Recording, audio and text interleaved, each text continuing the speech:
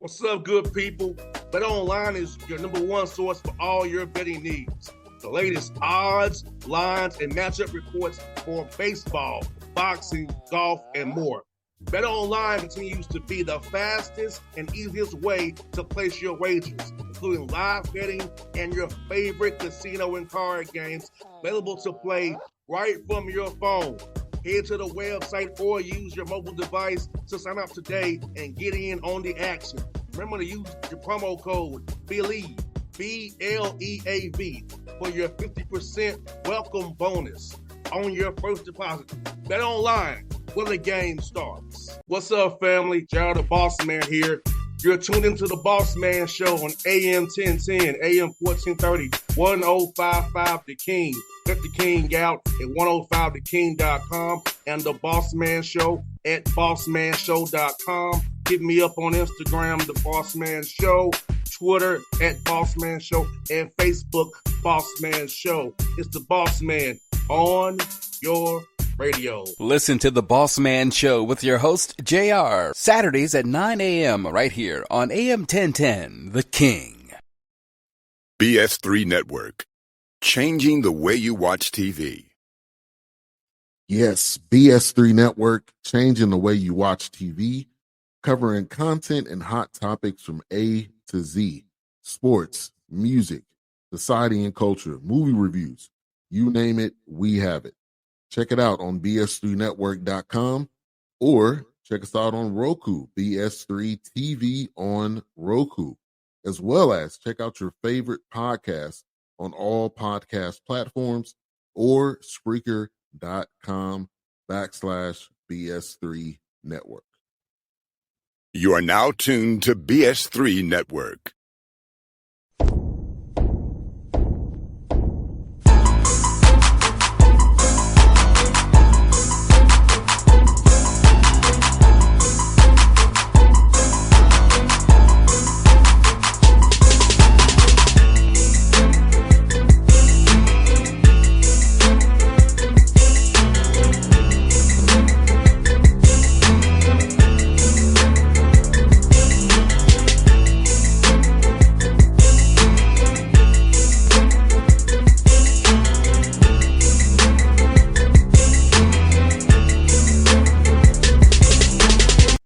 Back on the Bossman Show with Coach Scott Nagy here with me. So the Illinois Lukey's now. He's moved on from Wright State.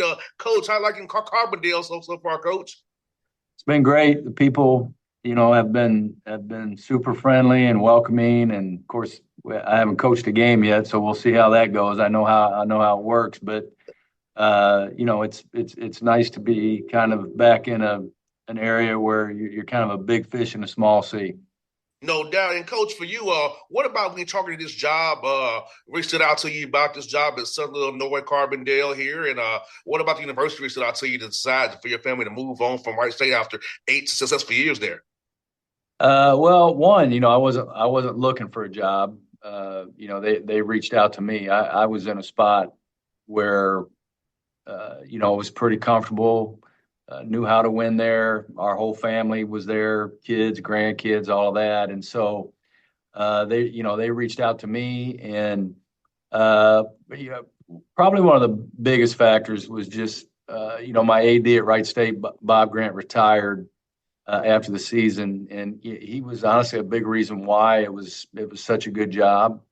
I felt like I had a great relationship with him. Not that I didn't with the other person that took over, but it just got to a point where I kind of felt like I had done everything that I could possibly do at Wright State.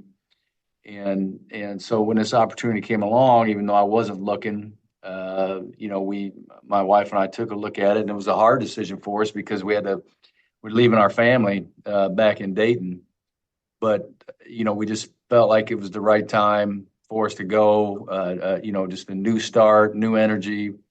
And, like I said, when I was at South Dakota State, we were kind of a big fish in a small sea. And then going to Dayton, you're kind of a small fish in a big sea in terms of all the schools that are around you. And then coming back to Southern Illinois, which Jamie and I are both from Illinois. She's from Decatur. I'm from Champaign.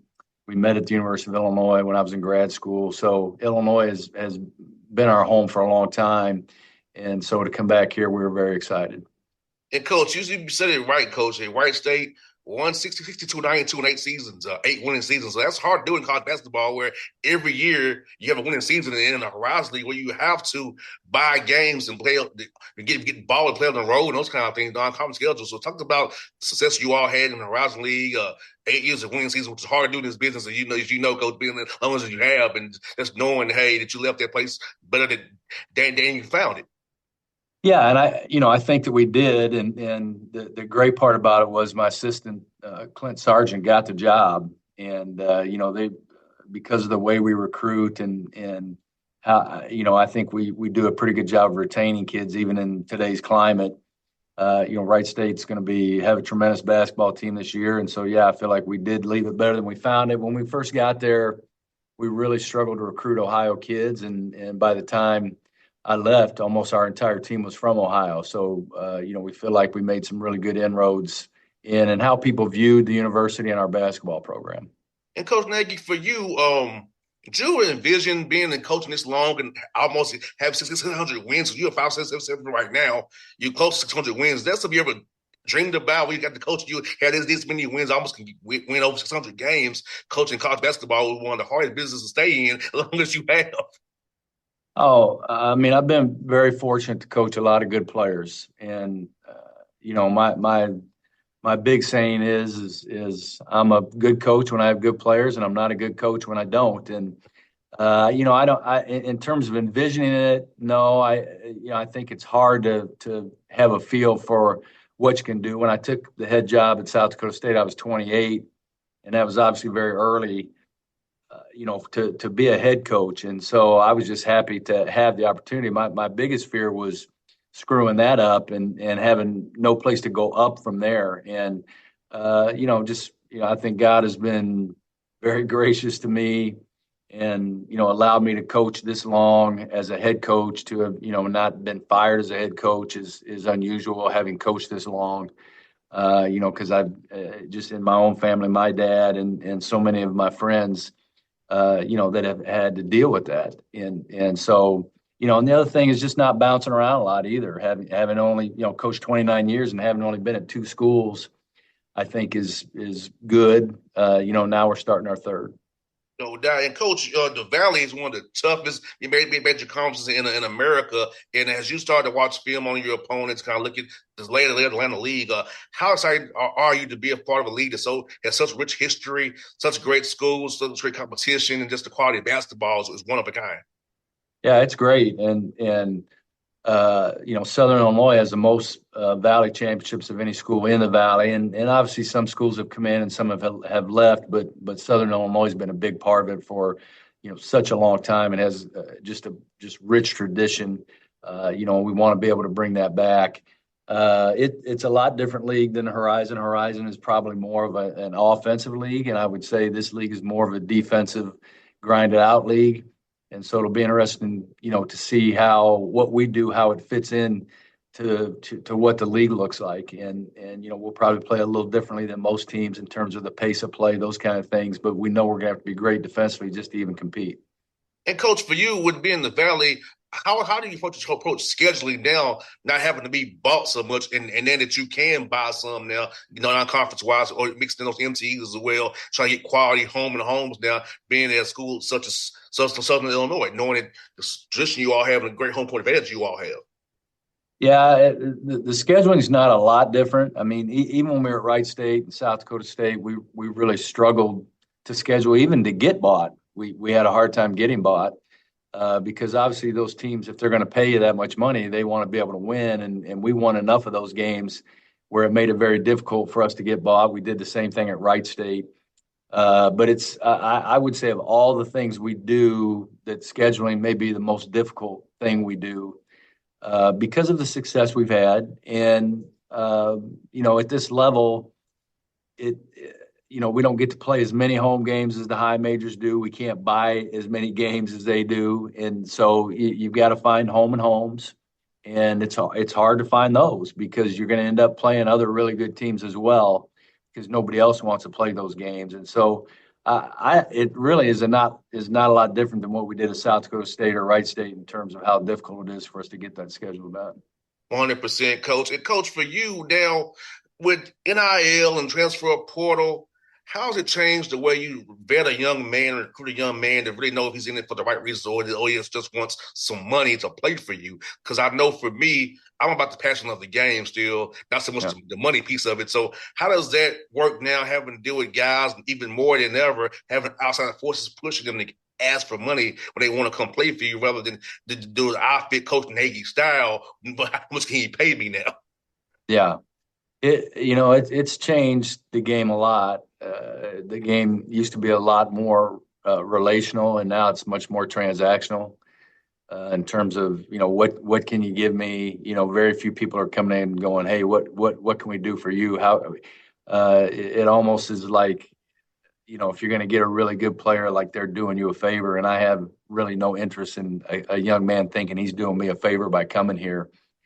I think that we're still trying to do it old school. We would still like to stay out of the portal if we could, because I know if we get in the portal, it's probably going to be very expensive. I'm not crazy about the whole system and how it works, but I'm also not going to bury my head in the sand and say that NIL is not important, because I know that it is. I think that people want to feel like they're appreciated. You can't blame really the young men for what they're doing. It's the culture that we're in now. I think kids are more entitled, but I don't blame them. I think it's the culture they came up in, and a lot of them, if they were any good at basketball from a young age, everybody kind of took care of them, and so that's why I don't blame them. But if they're going to come here, we're not going to allow them to be entitled, no matter what we're doing with them on the NIL side. And our goal really is, once they get here as freshmen, we want them to stay and know that when they stay and they have success, that NIL wise, we'll be able to take very good care of them. But if they just want more, it doesn't matter where you go. I don't care what level you go. If you want to leave and chase more, you can do that. There's always more out there. Somebody always has more. And if that's what they want, then they're not going to be a good fit for us. And I would tell them not to come here. Just don't come here if you're going to leave. It used to be that young men would leave if things weren't going the way they wanted. Now they're leaving when they're getting everything they want. They have good relationships.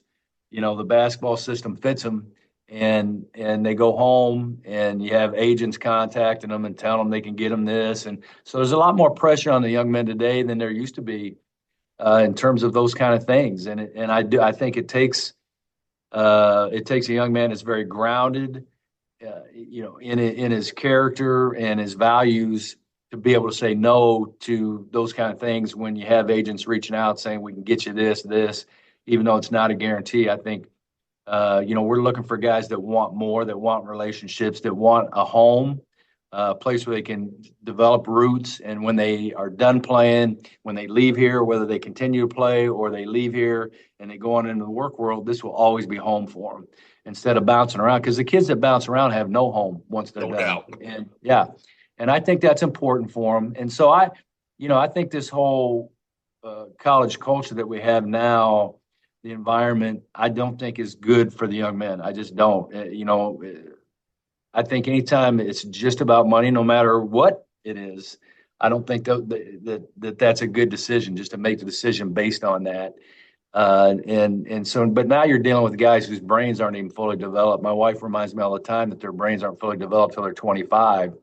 And some of these guys are getting, quite a bit of money. And the one thing I know about money is, whoever you are before you get it, you're going to be more of that after you get it. So if your character's good, if you're generous before you get the money, you're going to be more generous. You're going to be, but if your character's no good, it's going to make you worse, and you're going to make worse decisions, because money just gives you the freedom to do even worse things. And so I think it's really, really hard when these guys' brains aren't even fully developed to be handing them this much money. And so, we know it's important, but we also have to work it into our values.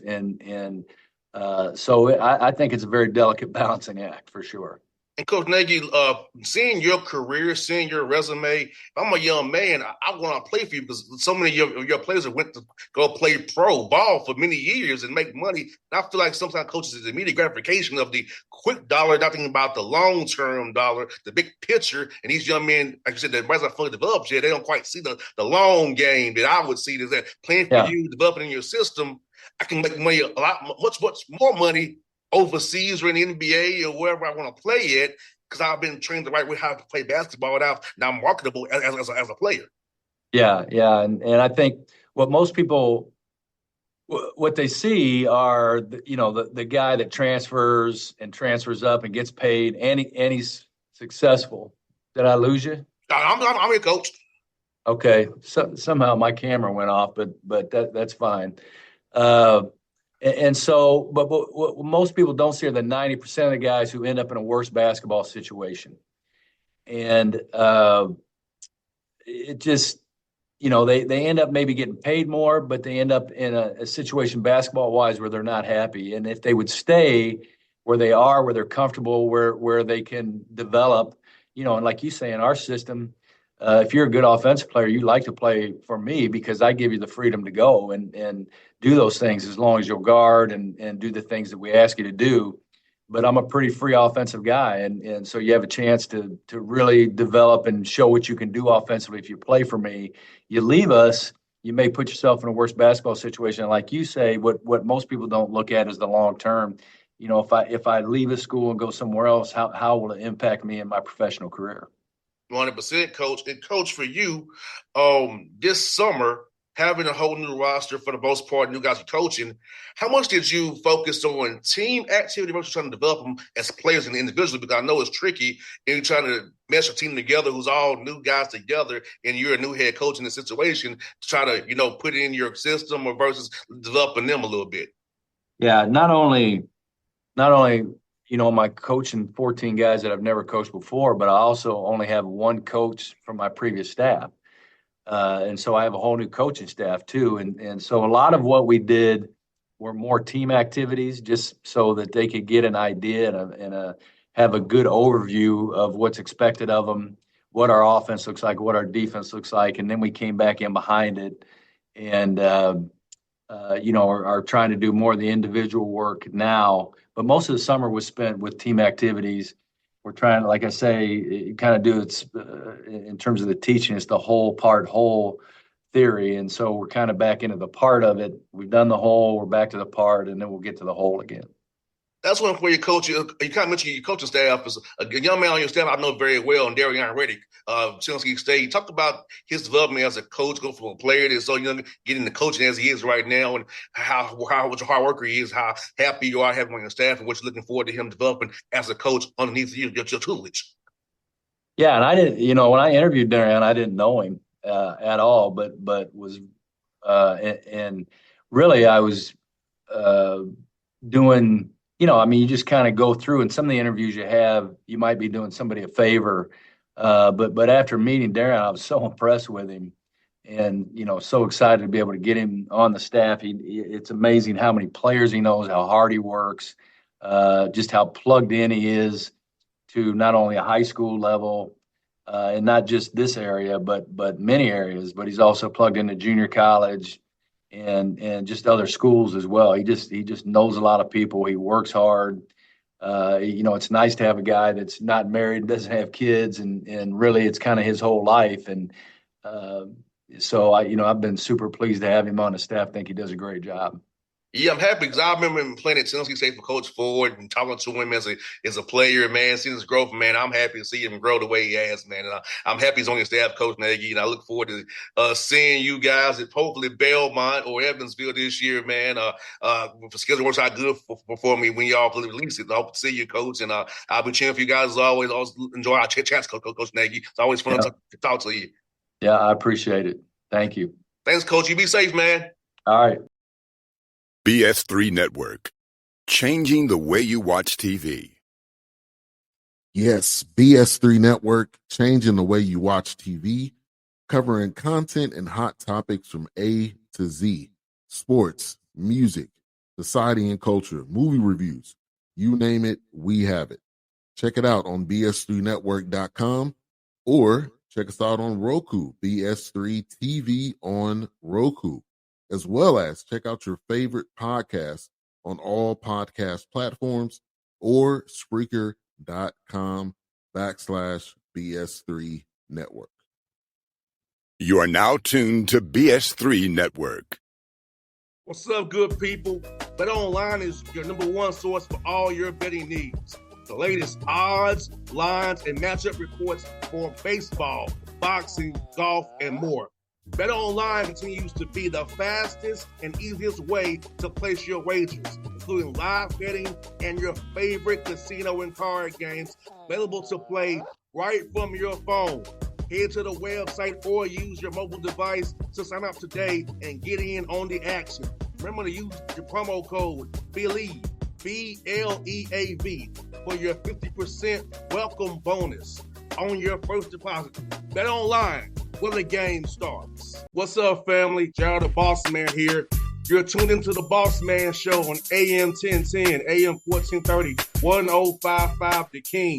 Check The King out at 105theking.com and the Bossman Show at bossmanshow.com. Hit me up on Instagram, The Bossman Show, Twitter at Bossman Show, and Facebook, Bossman Show. It's the Bossman on your radio. Listen to The Bossman Show with your host, JR, Saturdays at 9 a.m. right here on AM 1010, The King.